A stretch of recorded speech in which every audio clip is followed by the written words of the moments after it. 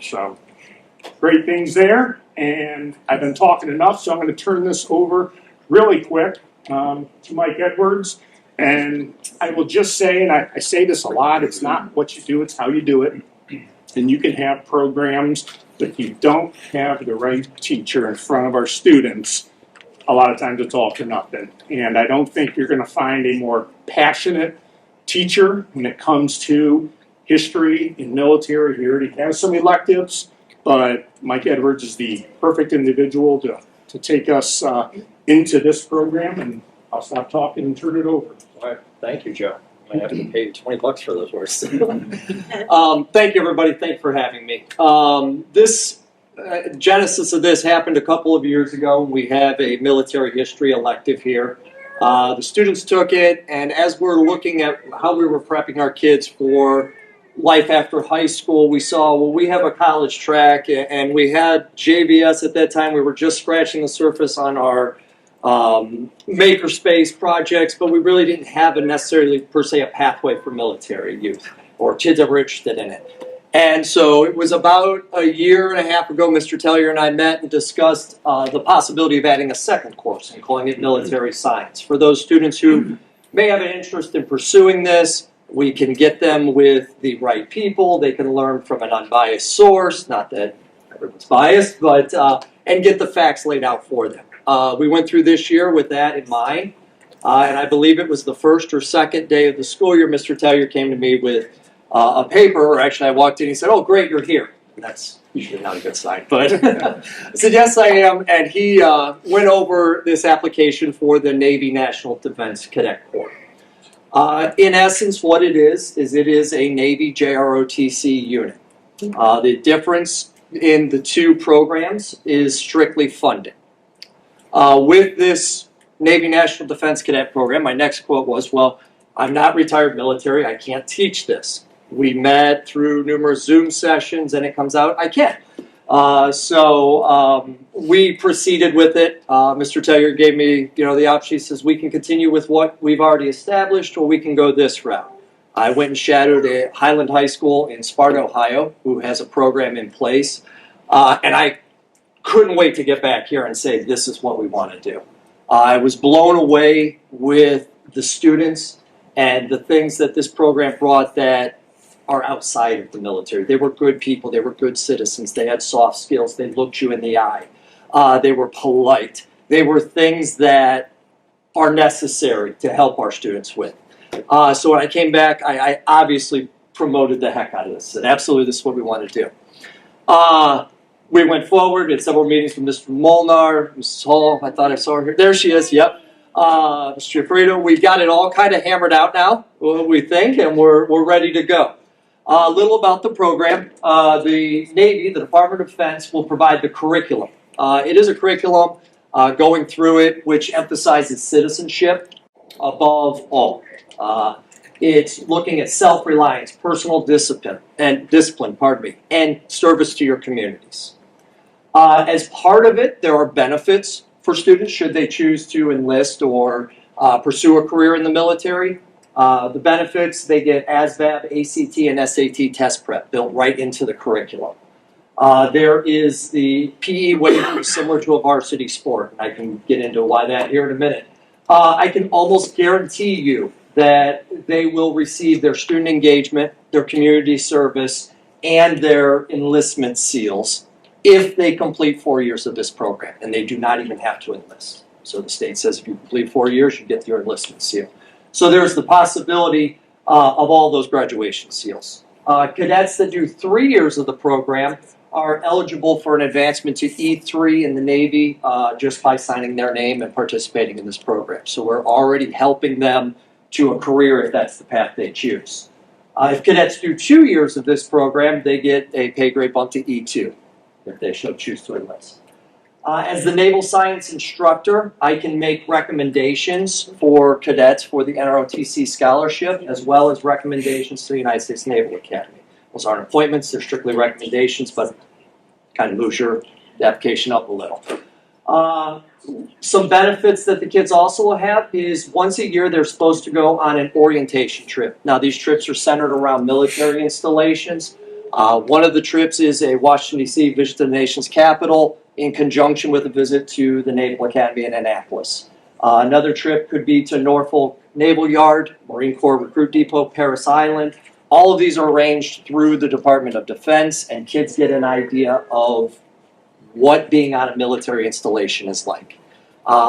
So those are all part of the program and benefits the kids can have. On top of that, the things that are the most exciting to me are all of the teams that they're able to participate in. We will have a drill team. In fact, in March, I believe, everything's a blur lately, March, 20 of our students showed up at 6 o'clock in the morning on a Saturday morning to drive to Columbus with me on a bus, and they watched a drill competition for 6 hours. And they came back, and that's all they could talk about. Can I do this? Can I do this? Can I do this? Can I do this? I said, you can do whatever you want, as long as you are committed to it. Color guard. We will have a color guard here to present the colors, and it'll be our students and our cadets doing that. Opportunities that tap right into our makerspace and our STEM programs that are here. There's a program, Cyber Patriot. We can teach the kids cybersecurity. They compete online against other schools, against threats, cyber threats. There is a drone team, and I will skip down to a sea perch team. Both require programming drones, going through obstacle courses, picking up items. The drone team is a flying drone. The sea perch team is a submersible, but same basic concept. There's an academic team, and there's an orienteering team, which they're the most excited about. In essence, take them out in the middle of nowhere, drop them off, and it's a scavenger hunt, and the first one back wins. What the program looks like, it's built as a 4-year program, as I said. The first year is really getting your feet wet, learning customs and courtesies, history. The second year is heavy in military history. And then your third and fourth years, they begin to become the leaders. They put their leadership principles into action. They are now the cadet officers, and they are running the drill. They are conducting color guard. So it gets them a chance to see what they learned their first 2 years and apply it their last 2. Fourth year, obviously, heavy leadership. What our cadet week will look like, 3 days of strictly classroom, Monday, Tuesdays, and Thursdays, following the curriculum that the JRCSA provides. Every Wednesday will be uniform day and inspection. Our students will wear a uniform to school.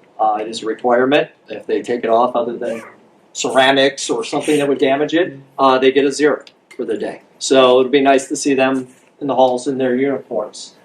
And then Friday is PT day. So in conjunction with the drill and every Friday being a PT day, that's how they're able to earn their PD waivers. So, and there's about a million other things, but I know there's a big meeting tonight, so I'd be more than happy to answer any questions any of you may have in regards to the program. I will say that we have some good news. I have training in Chicago in June. And at that time, a unit is shutting down in Illinois, and they've told me that I can bring everything that's there back to here so we don't have a cost for these uniforms, these other things that are coming up. In addition to that, I already have pledges that are starting to come in from community organizations and veterans groups in support of this program to help offset these costs for the students so that, fingers crossed, we're all good to go beginning of the school year and everyone's in uniform. I would just like to say thank you to everybody, Mr. Molnar, Mrs. Hall, Mr. Giaffredo, everybody that Mr. Grimmett, who's not here, has bent over backwards to make this happen in terms of getting storage rooms ready, getting things where they are, Mr. Cogdell getting the technology set up. I can't thank you all enough, and it's going to be great for our kids, and looking forward to it.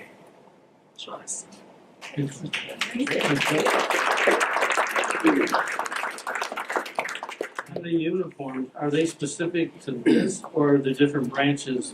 They will be Navy service uniforms, so I know it's small. I tried to cram everything on one slide for everybody. But they are this uniform right here, which is the second, which will be the Navy pants, khaki shirt, and garrison cap. The dress blue uniforms are the officer uniforms. Those will probably be down the road unless I get a big stack of them when I go to Chicago. I'm hoping my truck is like overloaded in the back on the turnpike. But yes, and so those would be the uniforms that the cadets would be wearing. So, and what's nice about this, while it is a Navy-sponsored program, the options are still available across all branches for the pay grade advancements upon enlistment. Yes, ma'am. So for the first, I guess, couple of years, so you were talking about the seniors when they get up, Yes. they'll be running drills and stuff. So Yes. I guess how will you get help with that before you feel they can do that? You're looking at everything right now. Well, I'm happy to say, when we sent this out, I was a little concerned. I'm like, well, we're going to have 12 kids. How many students are going to want to do this? In grades 8 through 10 is really where we kind of pushed it because we thought those would be the benefits and we'd get things out of it. We had over 43 students apply. A couple had to drop because of scheduling purposes, but we're sitting at 42 cadets right now. It is broken down almost dead center by gender, by grade level. And so what we're going to attempt to do is the kids that are here now are going to get a crash course by me to kind of assume that leadership role. And then we are going to keep next year's freshmen together in a cohort, and they're just going to kind of go through. And then by the time this matures, when they're seniors, then it'll fill in. So yes, so we have 2 separate classes running next year.